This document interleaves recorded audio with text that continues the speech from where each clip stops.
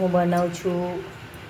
Hello friends, કેમ છો બધા? મજામાં. હું બનાવું છું ફરાળી ખીચું.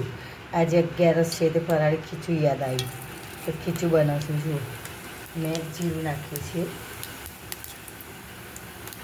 વઘારીને હું બનાવું છું. કેટલું મસ્ત થશે તમે જોજો.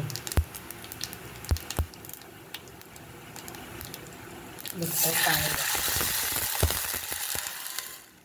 હવે આ પાણી ઉકળવા દેવાનું. આ પાણી ઉકળે એટલે મેં લીલા મરચાં, આદુની પેસ્ટ કરી છે તો એ અંદર નાખી દઈશું તીખાશ માટે.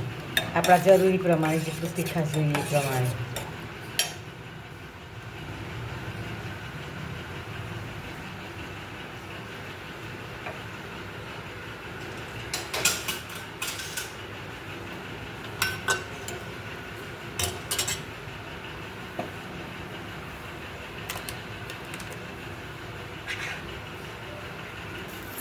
પાણી ઉકળવા લાગ્યું છે, તેમાં ચપટીક મીઠા સોડા એટલે ખાવાનો સોડા નાખવાનો અને મીઠું સ્વાદ અનુસાર.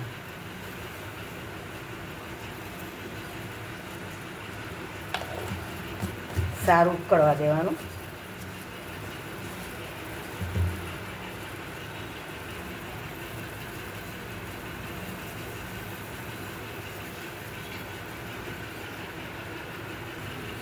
હવે લોટ નાખી દઈએ.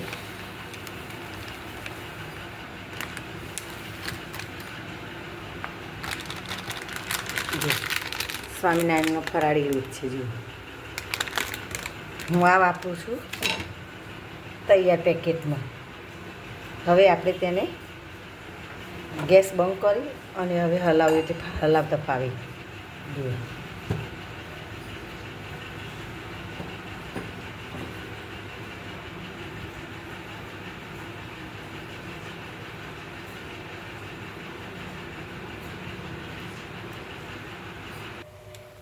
જુઓ, હવે આપણે સરસ મસ્ત હલાવી દીધું છે અને હવે સરસ થઈ ગયું છે. જુઓ, હવે આપણે 10 મિનિટ ધીમા તાપ ઉપર 5 મિનિટ અને પછી 5 મિનિટ સીજવા રહેશે. આપણું 10 મિનિટમાં આપણું સીચું તૈયાર.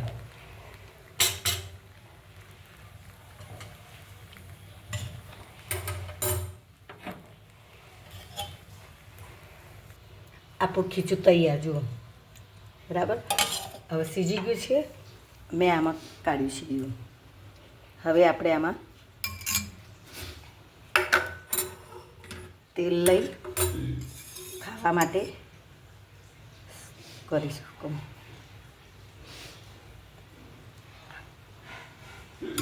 બહારના પેકેટ લાવી અને ખાવું એના કરતાં ખીચું ખાવું સારું. અત્યારે આ વાતાવરણમાં ખીચું ખવાય એવું બેસ્ટ ઉપાય છે. ગરમા ગરમ ખવાય.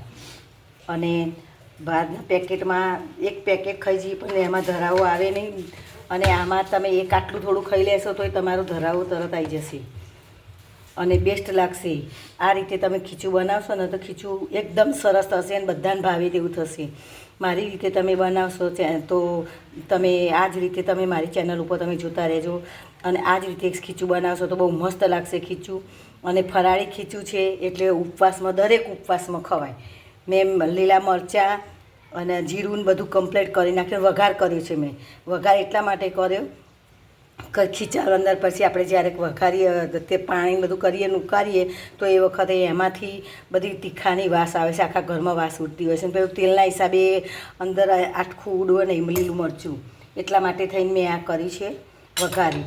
એટલે પછી આમ નીચે ચોટા પણ નહીં અને બેસ્ટ લાગે ખાવામાં. એટલે બહુ સરસ છે. તમે પણ આ રીતે બનાવજો. મારી ચેનલને લાઈક અને સબસ્ક્રાઈબ કરજો. જય શ્રી કૃષ્ણ. જય અંબે.